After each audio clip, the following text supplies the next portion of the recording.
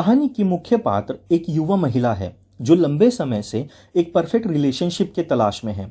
उसकी जिंदगी बाहर से सामान्य दिखाई देती है, लेकिन अंदर वह अकेलेपन, इनसिक्योरिटी और इमोशनल फ्रस्ट्रेशन से जूझ रही होती है। वह कई खराब रिलेशनशिप और फेल डेटिंग एक्सपीरियंस से गुजर चुकी है। इसी वजह से वह इमोशनली वल्नरेबल हो चुकी है और चाहती है कि कोई ऐसा इंसान मिले जो उसे जेन्युइनली समझे और प्यार करे। इसी दौरान उसकी मुलाकात एक बेहद चार्मिंग, हैंडसम और केयरिंग आदमी से होती है।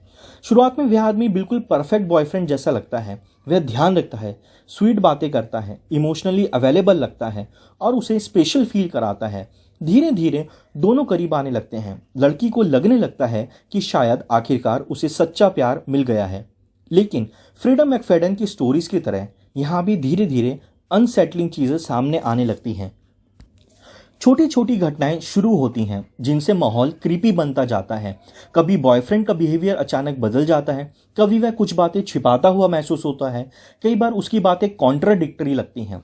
मुख्य पात्र शुरुआत में इन रेड फ्लैग को इग्नोर करती है क्योंकि वह रिलेशनशिप को खोना नहीं चाहती। वह खुद को समझाती रहती है कि शायद वह ओवरथिंक कर रही है, लेकिन धीरे धीरे उसे महसूस होने लगता है कि उसके बॉयफ्रेंड की पर्सनैलिटी वैसी नहीं है जैसी बाहर से दिखाई देती है। इसके साथ पैरेलली कहानी में सस्पेंस बिल्ड होता रहता है। आसपास कुछ डिस्टर्बिंग घटनाएं होने लगती हैं। लोगों को अचानक गायब होना, पुराने सीक्रेट और हिडन आइडेंटिटी जैसी चीजें सामने आने लगती हैं। रीडर लगातार गेस करता रहता है कि असली खतरा कौन है। जैसे जैसे कहानी आगे बढ़ती है, प्रोटैगनिस्ट अपने बॉयफ्रेंड के पास्ट के बारे में जानने की कोशिश करती है। उसे पता चलता है कि उसका अतीत पूरी तरह साफ नहीं है। कुछ लोग उससे डरते थे, कुछ मिस्टीरियसली उससे दूर हो गए थे और कई बातें ऐसी थी जो उसने जानबूझकर छिपाई थीं। फिर कहानी में बड़ा साइकोलॉजिकल ट्विस्ट आता है। वे आदमी शुरुआत में परफेक्ट पार्टनर लगता था, धीरे धीरे कंट्रोलिंग, मैनिपुलेटिव और डेंजरस साबित होने लगता है। वो प्रोटैगनिस्ट की जिंदगी पर कंट्रोल करने लगता है। कई बार ऐसा महसूस होता है कि वह उस हर एक्टिविटी मॉनिटर कर रहा है। फ्रीडम मैकफेडन की राइटिंग स्टाइल की खासियत यही होती है कि रीडर को लगातार डाउट में रखा जाता है। कई बार लगता है कि हीरोइन पैरानॉइड हो रही है, लेकिन फिर नए एविडेंस सामने आ जाते हैं जो उसको डर को रियल बना देते हैं।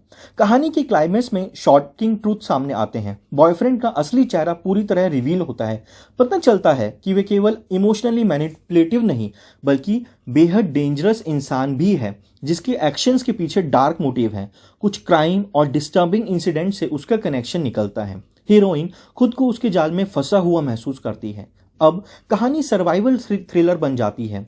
वह समझ जाती है कि अगर उसने सही समय पर एस्केप नहीं किया तो उसकी जिंदगी खतरे में पड़ सकती है। एंडिंग में इंटेंस कन्फ्रंटेशन होता है जहां सच पूरी तरह बाहर आ जाता है।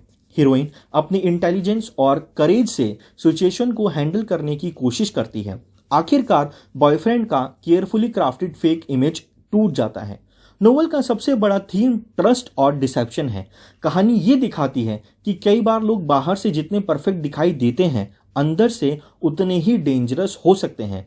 ये मॉडर्न डेटिंग कल्चर के डर, लोनलीनेस और इमोशनल मैनिपुलेशन को साइकोलॉजिकल थ्रिलर स्टाइल में एक्सप्लोर करता है। धन्यवाद।